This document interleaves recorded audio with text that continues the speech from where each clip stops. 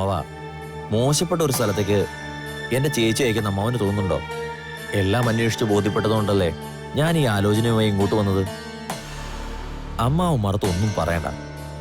സേനൻ സാറിനോട് പെണ്ണ് കാണാൻ വരാൻ പറയാൻ പോവാ ഞാൻ. ചേച്ചിയുടെ എതിർപ്പൊക്കെ താനെ മാറിക്കൊള്ളൂ.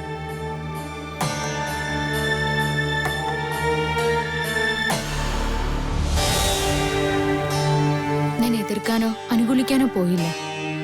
കാരണം എനിക്കെന്ന് സ്വന്തമായിട്ട് ഇഷ്ടാനിഷ്ടങ്ങളൊന്നുമില്ല. അച്ഛനും അമ്മയും എന്ത് പറയുന്നോ അതനുസരിക്കാം, അത്ര തന്നെ. ചന്ദ്രസേനൻ നല്ലവനാണെന്ന് രാഹുൽ പറഞ്ഞു. അച്ഛനും അമ്മയ്ക്കും എതിർപ്പൊന്നുമില്ല.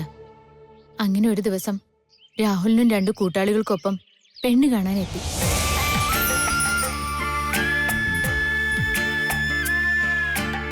നീ കണ്ടിട്ടുള്ളതല്ലേ ചെറുക്കനെ? മുമ്പൊരിക്കൽ രാഹുലിന്റെ കൂടെ ഇവിടെ വന്നിട്ടുണ്ട്. നീ സംസാരിച്ചെന്നൊക്കെയാണല്ലോ കേട്ടത്. ആളെ ഇഷ്ടപ്പെട്ടോടി? ആന്റി, എനിക്ക് ഇഷ്ടമില്ല, ഇഷ്ടക്കേടുമില്ല. അച്ഛനും അമ്മയും രാഹുലും നല്ലതാണെന്ന് പറയുന്നു. ഞാൻ അവരുടെ വാക്കിനനുസരിച്ച് ഒരു പാവ ചലിക്കുന്നത് പോലെ ചലിക്കുന്നു, അത്ര തന്നെ. ചെറുക്കൻ വലിയ കോടീശ്വരനല്ലേ? നിന്റെ ഭാഗ്യം. കോടികൾ കയ്യിലെടുതൊന്നും ഒരു ഭാഗ്യമല്ല ആന്റി, ഭാരാ. നീ വേഗം ഒരുങ്ങാൻ നോക്ക്, അവര് വരാറായും തോന്നുന്നു.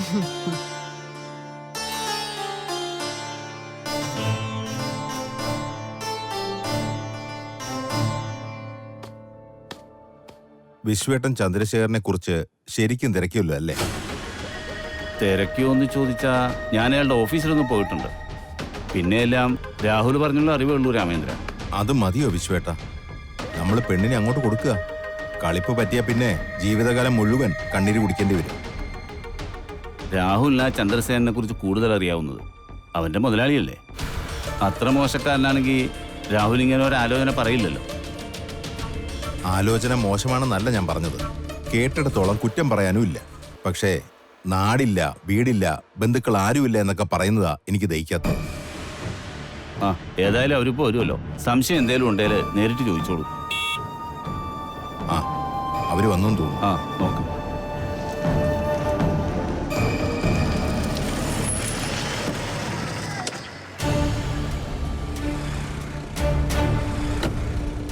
ആ, നീ ആള് കൊള്ളാം. നീ വിരുന്നുകാരുടെ കൂടെ കൂടിയോ? ഇവിടെ നിന്ന് മുഴുവൻ കാര്യങ്ങളും ചെയ്യേണ്ടവനാ. വഴിതെറ്റി പോകണ്ടല്ലോ എന്ന് കരുതി ഞാനും അവരുടെ കൂടെ കൂടിന്നുള്ളൂ അങ്ങളെ. ഇത് സേന സാറിന്റെ അടുത്ത ഫ്രണ്ടാ, ശിവാനന്ദൻ. ഇവൻ ഇതുവരെ ഇറങ്ങി.